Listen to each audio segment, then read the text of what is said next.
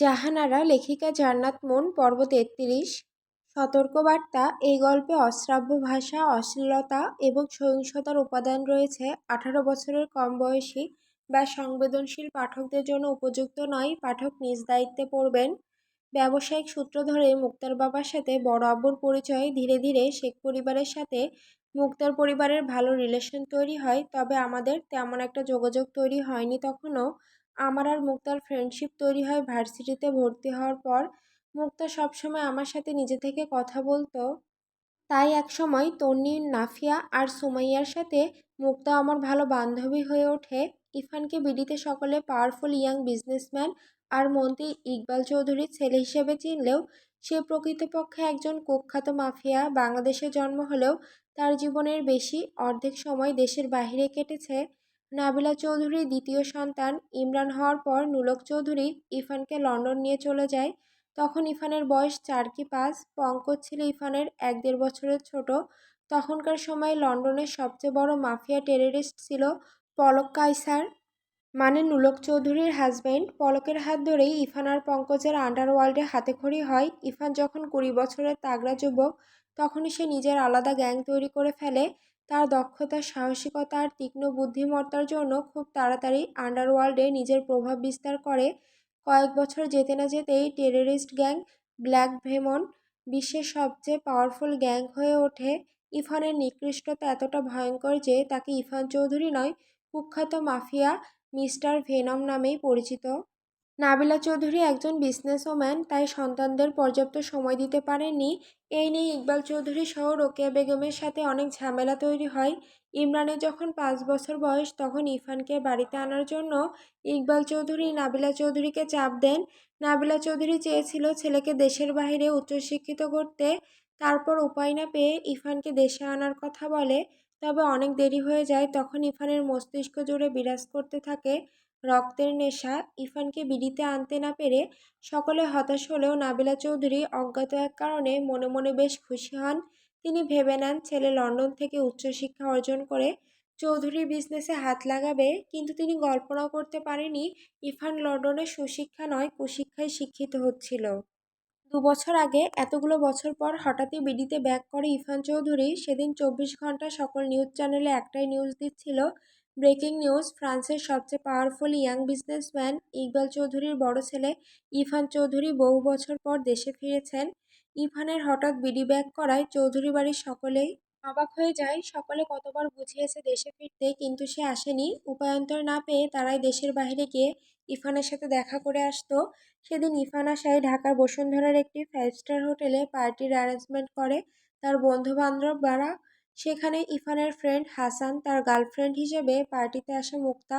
মুক্তা আর হাসান নামেই রিলেশনে ছিল, কারণ ওরা যার কাছে সুযোগ পেত তার সাথে রাত কাটাতো। সেদিন ড্যাশিং লুকে ইরফানকে দেখে বাড়ির উপস্থিত মেয়েরা পাগল হয়ে যায়। একবার সেই সুদর্শন পুরুষটার সাথে কথা বলতে মুক্তা একপাশে দাঁড়িয়ে ইরফানকে গিলে খাচ্ছিল। ইরফানের শরীর ঘেঁষে কিছু মেয়ে দাঁড়িয়ে ছিল, কেউ ইরফানকে কিস করছিল তো কেউ ইরফানের মুখে ওয়াইনের গ্লাস তুলে ধরছিল। ইরফান মেয়েদের সাথে এনজয় করছিল। তখনই মুক্তা বিকিনি পরে হট লুকে ইরফানকে সিডিউস করতে চায়, তবে ইরফানের অ্যাটেনশন না পেয়ে বেহায়ার মতো বাকি মেয়েদের সাথে ইরফানের সাথে ডলাডলি শুরু করে। ইরফান ভ্রু কুঁচকে মুক্তার দিকে তাকায়। মুক্তা হেসে ঠোঁট কামড়ে ইরফানকে তার সাথে ইন্টিমেট হওয়ার জন্য প্রস্তাব দেয়। ইরফান মুক্তাকে পা থেকে মাথা পর্যন্ত একবার স্ক্যান করে নেয়, তারপর জিহ্বা দিয়ে গাল ঠেলে বাঁকা হেসে বলে, ডু ইউ থিঙ্ক তুমি আমার বেড পার্টনার হওয়ার যোগ্য? ইরফানের কথা শুনে বাকি মেয়েরা ফিক করে হেসে দেয়। এতে মুক্তা অপমান বোধ করে, কারণ এখানকার মেয়েরা ওর থেকে বেশি সুন্দরী, স্মার্ট আর বড়লোক। মুক্তার কালো হয়ে যাওয়া চেহারা দেখে ইরফান বেশ মজা পেল। সে আগের ন্যায় জিহ্বা দিয়ে গাল ঠেলে বাঁকা হেসে বলল, একটা চান্স পেতে পারো। ইরফানের কথা শুনে নুইয়ে রাখা মাথা উপরে তুলল মুক্তা। সে খুশিতে গদগদ করতে থাকে। ইরফান আবার ঠোঁট বাঁকালো, বাট দেয়ার্স ওয়ান কন্ডিশন। মুহূর্তেই মুক্তার হাসি মুখ নিভে গেল। সে ইরফানের দিকে তাকিয়ে দ্বিধা নিয়ে বলল, কি কন্ডিশন? ইরফান ঘাড়ে হাত বুলাতে বুলাতে মুক্তার খুব কাছে এসে দাঁড়ায়, অতঃপর মুক্তার কানে ফিসফিস করে হাঙ্কি স্বরে বলল, তোমার ভার্সিটির সবচেয়ে সুন্দরী মেয়ে, আই মিন জাহানারা সুইটারকে আমার বেডে এনে দিতে হবে। ইরফানের কথা শুনে মুক্তার চোখ কপালে ওঠার উপক্রম। যে ছেলে ছোট থেকে বিদেশে বড় হয়েছে সেই ছেলে জাহানারার মতো গ্রামের সাধারণ মেয়েকে চিনল কি করে, আর জানলই কি করে যে জাহানারাকে চেনে সে? সেদিন ইরফানের মতো হট বয়কে কাছে পাওয়ার লোভে শর্তে রাজি হয়। এরপর থেকে মুক্তা বহুবার চেষ্টা করেছে আমাকে ইরফানের কাছে নিয়ে যেতে, তবে আমার গুপ্ত বডিগার্ডের জন্য বারবার ব্যর্থ হয়। অবশেষে প্ল্যান করে ওর বিয়েতে নিয়ে যায় আমাকে। আব্বুর কাছে বায়না ধরে তার কাছে রাখে। সেদিন রাতে ওর গায়ে হলুদ অনুষ্ঠান শেষে কথা ছিল আমাকে ইরফানের হাতে তুলে দেওয়া। কিন্তু সে সেটা করেনি, বরং আমার বদলে সে ইরফানের বেডে চলে যায়। ইরফান আমার বদলে মুক্তাকে দেখে ক্ষেপে যায়, ফলে এক থাবায় মুক্তার গলা চেপে ধরে। মুক্তা সেদিন ইরফানকে পাল্টা শর্ত দেয় তার পাওনা আগে মিটিয়ে দিতে। ইরফান ক্রুও হেসে বলে, তোর কি মনে হয় ওকে আমি তুলে আনতে পারতাম না? ফাকিং বিচ গার্ল, ওকে তুলে আনতে আমার 1 সেকেন্ডও টাইম লাগবে না। বাট ইরফানের মুখের কথা কেড়ে নিল মুক্তা। বাট তুমি সেটা করতে চাইছো না, কিন্তু কেন চাইছো না আই ডোন্ট নো। তবে এখন তোমার আমাকে প্রয়োজন, সো তুমি তোমার কথা রাখো। গোডাউন কাঁপিয়ে চিৎকার করছে মুক্তা আর হাসান। চার দেওয়ালে তাদের চিৎকারের আওয়াজ বারবার ঝংকার তুলছে। জ্বলন্ত অগ্নিয় শিখার উপর বসানো বিশাল আকারের কড়াই দুটোর মধ্যে সর্বোচ্চ তাপমাত্রায় পানি ফুটছে, তার উপরে উল্টোভাবে ঝুলে আছে বস্ত্রহীন মুক্তা আর হাসান।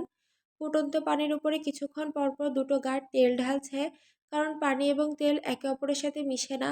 ফুটন্ত পানি হঠাৎ গরম হয়ে থাকা তেলের সাথে সংস্পর্শে এলে তাপের কারণে পানি সম্পূর্ণ বাষ্পে রূপান্তরিত হয়। এই বাষ্প খুব দ্রুত প্রসারিত হয় এবং তেলকে চারপাশে ছিটকে দেয়। যখন তেল ছিটকে মুক্তা আর হাসানের মাথা দেহের বিভিন্ন স্থানে পড়ে স্যাঁতস্যাঁত করে ঝলসে যাচ্ছে। ওদের দেহের আস্তর প্রায় গলে পড়বে। ধীরে ধীরে মুক্তার চিৎকার গোঙানি কমে আসে। হাসানের নিঃশ্বাস বন্ধ হয়েও হচ্ছে না। এই মুহূর্তে ওরা দুজন চাইছে তাড়াতাড়ি তাদের দেহ থেকে প্রাণ বেরিয়ে যেতে, কারণ এই তিলে তিলে যন্ত্রণা আর তারা নিতে পারছে না। ওদের এমন করুণ পরিণতি দেখে একেবারে মাহিন স্বাভাবিক না থাকলেও নিজেকে সামলে দৃষ্টি জমিনে নিবদ্ধ রেখেছে। ইনান বারবার ঢোক গিলছে। তারা ইরফানের সবচেয়ে বিশ্বস্ত সঙ্গী। ইরফানের নৃশংসতা নতুন না তাদের কাছে। তাদের মাঝে চেয়ারে আয়েশ করে বসে আছে ইরফান।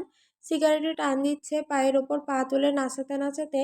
তার ঠোঁটে তীব্র পৈশাসিক হাসি লেগে আছে। সে খুব মনোযোগ দিয়ে মুক্তা আর হাসানের করুণ পরিণতি দেখছে। এরই মাঝে হাসানেরও গোঙানি কমে আসে। সে সেভাবেই নিভে আসা গলা নিয়ে বলল, ইরফান আমাকে মেরে ফেলো, এই যন্ত্রণা আর নিতে পারছি না। আর আমাদের শাস্তি দিস না, মেরে দে একেবারে। ইরফান সিগারেটে আরেকটা শেষ টান দিয়ে মেঝেতে ফেলে দিল। সেখানে আরও অনেক সিগারেটের শেষাংশ পড়ে আছে। সেই কখন থেকে ইরফান একটার পর একটা সিগারেটে ঠোঁট জ্বালিয়ে রেখেছে। হাসানের গলা নিভে গেছে, এবার বুঝি দমটা বেরিয়ে যাবে। মুক্তা আরও কিছুক্ষণ আগে নিস্তেজ হয়ে পড়েছে, এই বুঝি দেহ থেকে প্রাণ পাখিটা বেরিয়ে গেল। ইরফান আড়মোড়া ভেঙে সোজা হয়ে বসল। অতপর চোয়াল শক্ত করে দাঁতে দাঁত পিষে বলল, আমার বুলবুলিকে হাট করার সময় মনে পড়েনি কার জানে হাত মারছিস? এটুকু বলতে ইরফান হাত দুটো মুষ্টিবদ্ধ করে নিল। ওর চোখ দুটো লাল বর্ণ ধারণ করেছে। ক্রোধিত নয়নে ওদের নিথর দেহের দিকে তাকিয়ে রাগে রিগিরিগি করতে করতে বলল, আমার লেডির দিকে যে তাকায় তার চোখ দুটোর উপড়ে ফেলি, সে যেই চুদির ভাই হোক। আর সেই জায়গায় তো তোরা ওকে কাঁদিয়ে ছাড়লি। আরও কিছু বলতে যাবে তখনই ফোন বেজে উঠল। ইনান ঝটপট ফোনটা ইরফানের হাতে তুলে দিল। ইম্পর্টেন্ট কাজের মাঝে ব্যাঘাত ঘটায় বড্ড বিরক্ত হয়েছে সে। চরম বিরক্তি নিয়ে ফোন কানে ধরতেই ওপাশ থেকে কি বলল তা ইরফান ছাড়া বাকিরা শুনতে পেল না। তবে তার শক্ত চোয়াল আরও শক্ত হয়ে গেল। ইরফান ফোনটা কান থেকে নামাতেই ইনান নিয়ে নিল। তারপর ইরফান রাগে গজগজ করতে করতে বলল, শালা কুত্তার বিচির মতো এটুকু কলিজা নিয়ে ঘুরিস? ইচ্ছে তো করছে দুনিয়াতেই তোদেরকে 7টা জাহান্নাম ভ্রমণ করাতে। হারামির দল সব, একটা দেখানোর আগেই পটল তুলছিস। ইরফান আর কিছু বলতে পারল না, অধিক মাত্রায় রেগে থাকায় হাত পা কাঁপছে। তাই এটুকু বলেই পেছনে প্যান্টে গুজে থাকা লোড করা রিভলভারটায় হাত চালালো। প্রথমে ওদের কপালের মাঝে শ্যুট করে, তারপর দড়িতে। তৎক্ষণাৎ ফুটন্ত তেল পানিতে ওরা পড়তেই কড়াইয়ের চারপাশে স্যাঁতস্যাঁত শব্দ করে তেল ছিটকে পড়ে। সঙ্গে সঙ্গে দূরে দাঁড়িয়ে থাকা মাহিন, ইনান গার্ডসহ এক পা পিছিয়ে গেল। ইরফান আবার আরাম করে চেয়ারে গা ছেড়ে বসে পড়ল। অতপর ঠোঁটের ফাঁকে সিগারেটের শলাকা ধরতেই ইনান এসে দিশলাইয়ের সাহায্যে জ্বালিয়ে দিল। সারা গোডাউন জুড়ে পিনপতন নীরবতা বিরাজ করছে। ইরফান চোখ বন্ধ করে চেয়ারে মাথা হেলিয়ে রেখেছে। ঠোঁট থেকে সিগারেটের শলাকা সরিয়ে উপর থেকে মুখ ভর্তি ধোঁয়া কুণ্ডলি ছাড়ল। অতপর বিড়বিড় করে বলল, তোমার তপ্ত হৃদয়ে দগ্ধ হতে করেছি কবুল, তুমি নীল নীলাঞ্জনা। আমার হৃদয়ে ফোটা শরতের কাশফুল। কিছুক্ষণ আগে উত্তরার হাইওয়েতে এসে ট্রাফিক জ্যামে আটকা পড়ে ইরফানের ব্ল্যাক মার্সিডিসটি। রাগে কখন থেকে ইরফান গজগজ করছে বিডি যাতায়াত মন্ত্রীর পশ্চাতে বাস ঢোকাতে বলতে বলতে হাজারটা গালি দিয়ে দিয়েছে সে। ফ্রন্ট সিটে বসে আছে ইনান ও মাহিন, আর ব্যাক সিটে ইরফান। জ্যাম ভাঙতেই ইনান ড্রাইভিং স্টার্ট করেছে। মাহিন ইরফানের মাইন্ড ঘোরাতে বলল, ভাই ওই দিন দেশে ফিরেই খোঁজ নিয়ে ওই শালা আধা বুইড়াকে খুঁজে বের করেছিলাম যে ওই দিন ফ্যাক্টরিতে আমাদের মাল জ্বালিয়ে দিয়েছিল, কিন্তু শালা মুখ খোলেনি, তাই বুড়িগঙ্গাতেই মেরে ফেলে এসেছিলাম। ইরফান ফোন ঘাঁটতে ঘাঁটতে গম্ভীর কণ্ঠে জবাব দিল, আমার ঝাঁঝওয়ালি না হলে আর কে অ্যাক্সিডেন্ট করাতে চেয়েছিল খোঁজ নিয়েছিস? জি ভাই, তবে কে বা কারা এই কাজ করেছে জানতে পারিনি এখনও, কিন্তু কিন্তু কি? ঝটপট ফোন থেকে দৃষ্টি সরিয়ে মাহিনের দিকে তাকিয়ে ওর মুখের কথা কেড়ে নিল ইরফান। মাহিন চিন্তিত স্বরে বলল, সেদিন আমাদের অ্যাক্সিডেন্ট করানোর আগে সেই গাড়িটা ইমরানকে অনেকক্ষণ ফলো করেছিল উত্তরা থেকে মাওনা যাওয়ার পথে। ঘড়ির কাঁটা রাত 10টার ঘরে। সন্ধ্যা থেকে নোহার জ্বালায় অতিষ্ঠ আমি। শেখ বাড়িতে আসার পর ভাইয়াকে দেখতে না পেয়ে বকবক করেই চলেছে। তখন ড্রয়িং রুমে বসে চা খাচ্ছিল মাহবুব শেখ আর মজিদ শেখ। নোহা জিতু ভাইকে দেখতে না পেয়ে তাদের সাথে বকবক শুরু করে দেয়। এমনিতেই ওর পোশাক দেখে বাড়ির কেউই উপরে চোখ তুলে তাকাতে পারছে না, আর সে বড় আব্বুকে গিয়ে জিজ্ঞেস করে বসেছে, আঙ্কেল, জিতু বেইবির নুনুটা ইরফান বেইবির মতো বড় কিভাবে হলো? কোন তেল ইউজ করে ও? লজ্জার ছুটে সকলে ওই স্থান ত্যাগ করেছে তৎক্ষণাৎ। এই মেয়ে কী লেভেলের বলদ আর বেহায়া হলে এমন অদ্ভুত কথা জিজ্ঞেস করতে পারে ভাবা যায়। তারপরও থেমে থাকেনি সে। নিজের সাথে কাপড় চোপড় না আনায় একবারও জিজ্ঞেস করলো না আমাদেরকে নতুন কাপড় দিতে পরার জন্য। সে সোজা ভাইয়ার রুমে গিয়ে ওর আন্ডার প্যান্ট আর টি শার্ট পরে নিয়েছে। এদিকে আমি জুই আর জিয়াদ সারা বাড়ি খুঁজে না পেয়ে পাগল পাগল অবস্থা। দিনকাল ভালো না, গ্রামে পথঘাটে বখাটে গাঞ্জাখোর ঘুরে বেড়ায়। এই মেয়ে যে মাথা মোটা, একবার ধরলে সব শেষ। যদি ওর আদৌ কোনো ইজ্জত আছে কিনা তা নিয়ে সন্দেহ। আমরা যখন খুঁজতে খুঁজতে ক্লান্ত, তখনই রুম থেকে ভাইয়ের চিৎকার চেঁচামেচি আসতে থাকে। আমরা অবাক হয়ে যাই, কারণ ভাইয়া মাত্রই অফিস থেকে সরাসরি এখানে চলে এসেছে। এদিকে আমরা রুমে গিয়ে দেখি নোহা ফ্লোরে গালে হাত দিয়ে বসে আছে। আমাকে দেখতেই কাঁদো কাঁদো কণ্ঠে জিতু ভাইয়ের নামে নালিশ করে, প্রিটি গার্ল, হানি আমাকে হামিনা দিয়ে মেরে দিয়েছে। অ্যাঁ অ্যাঁ অ্যাঁ। আমি চোয়াল শক্ত করে ওর দিকে তাকিয়ে, কত বড় নির্লজ্জ হলে এখনো এমন কথা বলে ভাবা যায়। আমি আর জুই ওর সাথে জোর জবরদস্তি করে আমাদের রুমে নিয়ে আসি। সে কিছুতেই আসতে চাইছিল না। তার এক কথা, আজ তার হানির সাথে ব্যাটিং করবে। নোহাকে রুমে এনে একটা ধমক দিতেই মেয়েটা চুপসে যায়। তারপর তখন ভাইয়া কেন এভাবে রিয়েক্ট করলো জানতে চাইলে বলে, সে যে ভাইয়ার জাঙ্গিয়া পরে কতটা প্রিটি লাগছিল তাই দেখাতে টি শার্ট উপরে তুলে নিয়েছিল, আর তখনই ওর গালে ভাইয়ার চাপাঘাত পড়ে।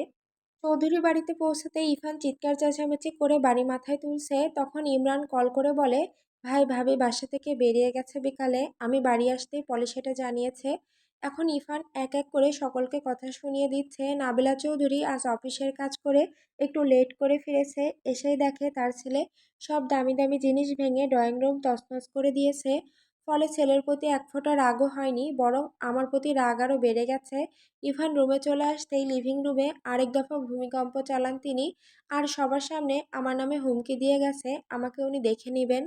ঘড়ির কাঁটা রাত 2টো ছুঁই ছুঁই। বেডের মাঝখানে আমি, আর আমার দুপাশে জুই আর নোহা। এই নোহাকে গেস্ট রুমে দেওয়া হয়েছে, কিন্তু মেয়েটা আমার সাথে আঠার মতো লেগে আছে, এমনভাবে যে তার কাজে এটা আমাকে এক মুহূর্তের জন্য চোখের আড়াল না করা। এমনকি ওয়াশরুমে ঢুকেছিলাম নিজের রুমে, কখনো ডোর লক করে যায় না, আজও তাই। আর সেই সুযোগে টয়লেটে উঁকি মারত। আমরা গভীর ঘুমে আচ্ছন্ন। এক কথায় নোহার বকবক শুনতে শুনতে ক্লান্ত হয়ে ঘুমিয়ে পড়েছি। এদিকে হতাশ নোহা আমাদের ঘুমিয়ে পড়তে দেখে অবশেষে নিজেও ঘুমিয়ে পড়েছে। হঠাৎ ফোনের কর্কশ আওয়াজ বেজে ওঠায় তাড়াতাড়ি বেড সাইড থেকে হাতড়ে হাতড়ে ফোনটা চোখের সামনে ধরলাম। ফোনের স্ক্রিনে জল করছে সেভ করা নাম, চোদনবাজ। এই নিয়ে কতবার যে চোদনবাজ ইরফানের সেভ করা নাম্বার থেকে কল এসেছে বলার বাইরে। আসার পর থেকে ইরফানের দেওয়া একটা কলও রিসিভ করিনি। আমি ভালো করে বুঝতে পারলাম কল রিসিভ না করলে এভাবেই জ্বালাবে, আর ফোন বন্ধ করে দিলে হয়তো মাঝরাতে শেখ বাড়িতে এসে হানা দিবে। আমি তপ্তশ্বাস ছেড়ে ফোন রিসিভ করে কানে ধরলাম। তৎক্ষণাৎ ওপাশ থেকে ইরফানের কণ্ঠস্বর কানে আসে, হ্যালো বউ, না তোর মাগি। আমি রাগে চোয়াল শক্ত করে প্রত্যুত্তর করলাম। ঘুমে চোখ দুটো বন্ধ হয়ে গেছে, তবুও মস্তিষ্ক সজাগ রেখে ওর কথা শুনতে লাগলাম। আমার ঝাঁঝালো উত্তর পেয়ে ইফান মুখ দিয়ে আওয়াজ বের করে পুরুষালী মাদকীয় কণ্ঠে বলল, বউ পুকুরের খোঁজে সাপ বারবার উঁকি মারছে। কি? ইফানের কথার আগামাথা বুঝতে না পেরে সংক্ষিপ্ত উত্তর করলাম। ইফান একটা শুকনো ঢোক গিলে বলল, ইয়ে মানে ছোট ভাই তোমার খোঁজ করছে। ইরফানের কথার মানে বুঝতে পেরে চল শক্ত হয়ে আসলো। আমি দাঁতে দাঁত পিষে যাচ্ছি। ফোনের ওপারে ইরফান সেই শব্দ শুনতে পেয়ে ঠোঁট কামড়ে নিঃশব্দে হাসছে। অতপর একই হাঙ্কি টোনে বলল, বউ তোমার পা দুটোকে খুব মিস করছি। মাঝরাতে ইরফানের হেয়ালি কথাবার্তা শুনে রাগে নিজের কপাল চাপড়াতে ইচ্ছে করছে।